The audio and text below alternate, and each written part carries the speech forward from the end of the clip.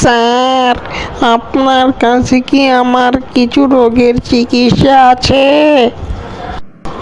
আরে হো হো হো, আমি হলাম বিশিষ্ট ডাক্তার, আমার কাছে সকল রোগের চিকিৎসা আছে। বলো, তোমার রোগের কথা বলো, কি সমস্যা? হু হু হু হু হু।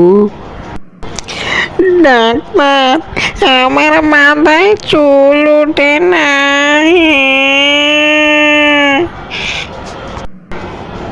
হু হু হু, এই রোগীর চিকিৎসা আছে। আমি তোমাকে একটি ওষুধের নাম লিখে দিচ্ছি এবং একটি লোশন দিচ্ছি। এটা নিয়মিত তোমার টাকলেও মাথায় মালিশ করবি এবং ওষুধটা খাবি। ডাক্তার, শুধু তাই নয়, আমি ঘুমালে চোখে দেখি না। শুধু তাই নয়, আমি আছে না কত জায়গায় চুরিদারি করেছি, ধরা খেয়ে মারও খেয়েছি, কিন্তু মার খেয়েও আমার পেট ভরে না। হু হু হু, দূর হয়ে যা চোখের সামনে থেকে অতপ ছাড়া। যখন তো সব শুধু শুধু সময় নষ্ট করেছি ডাক্তারের। হ্যাঁ হ্যাঁ হ্যাঁ, আমি এখন বিশ্রাম নেব। এইসব ফাউল ফাউল রুগী দেখে আমি সময় নষ্ট করতে চাই না।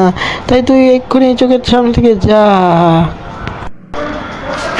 আমি আর চোখে চিকিৎসা করতে হাতে না, তাই আমি ডাক্তার হয়েছেন গিল্লাই। আমি কি ঘাস কাটার রুগী? তোর মতো একটা কুচিত দেখতে একটা মানুষ কথা বলতে পারছি না, অসুস্থ মানুষ, তবু তুই কথা বলাচ্ছিস।